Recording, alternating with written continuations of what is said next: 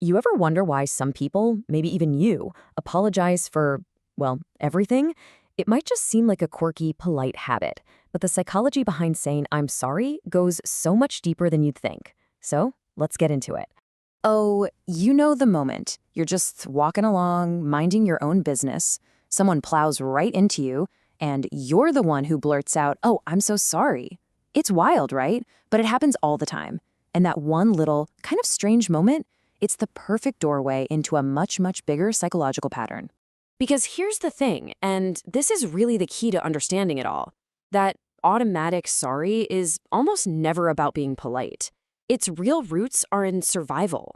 It's a deeply learned instinct, a behavior our brain picked up along the way to navigate the world and, most importantly, to keep conflict at bay. And look, before we go any further, let's get one thing straight right off the bat. If this sounds like you, it does not mean you're weak. Not at all. It actually means you have a highly adapted brain that figured out a clever strategy to stay safe, to keep the peace. It's a sign of how you've adapted, not some kind of character flaw. So where on earth does a habit like this even come from? Well, like a lot of our automatic behaviors, the trail usually leads right back to our childhoods. And that's exactly where we're going to start. So the first archetype we're going to talk about is something psychologists sometimes call the easy child. Now, this isn't about a kid who's just naturally chill. It's about a kid who learned they needed to be easy. So what does that really mean? Well, the easy child is like an emotional barometer. They can walk into a room and just feel the tension. They sense the stress between their parents, the unspoken arguments, and their instinct, it's to make themselves smaller, to not ask for anything.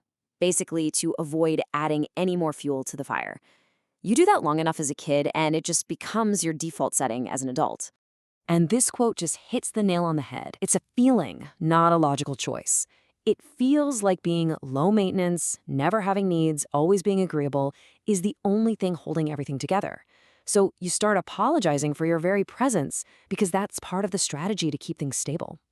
Okay, now on the complete opposite end of the spectrum, you have a totally different childhood experience that, believe it or not, leads to the exact same habit.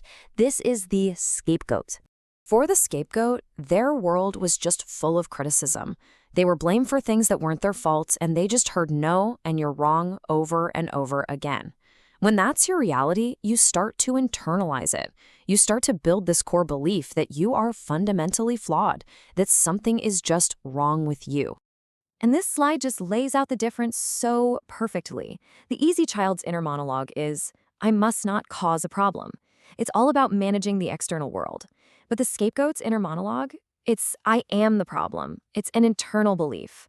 One apologizes to keep the peace. The other apologizes because they genuinely believe they're the one at fault. Okay, so we've seen the childhood roots. Now, how do these patterns grow up with us? How do they show up in our adult lives? Let's take a look at these adaptations.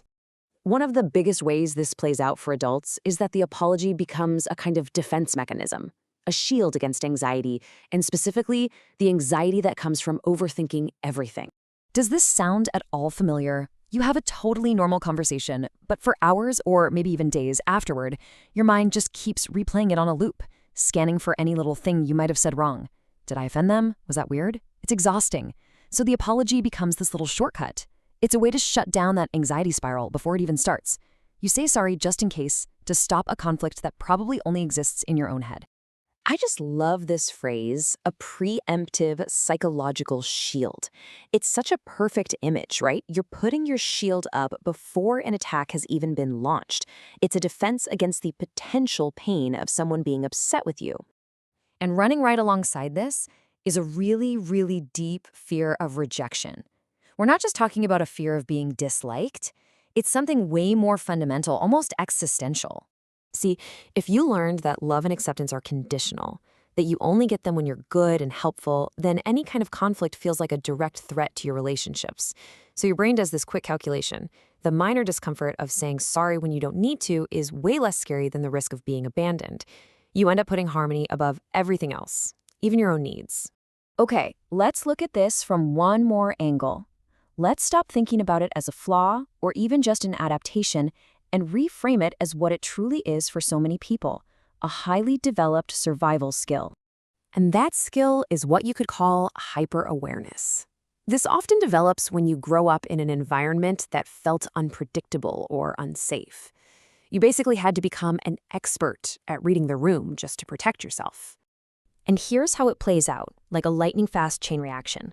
Step 1, you sense it. A tiny shift in someone's tone of voice, the way they sigh. You're an expert at picking this stuff up. Step 2, alarm bells go off. Your brain, which is trained to spot danger, sees that shift as a potential threat and triggers a stress response. And step 3, apologize. It's the quickest way to de-escalate the situation.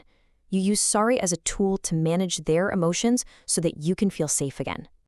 So after digging into all of these deep, complex reasons, where does this leave us?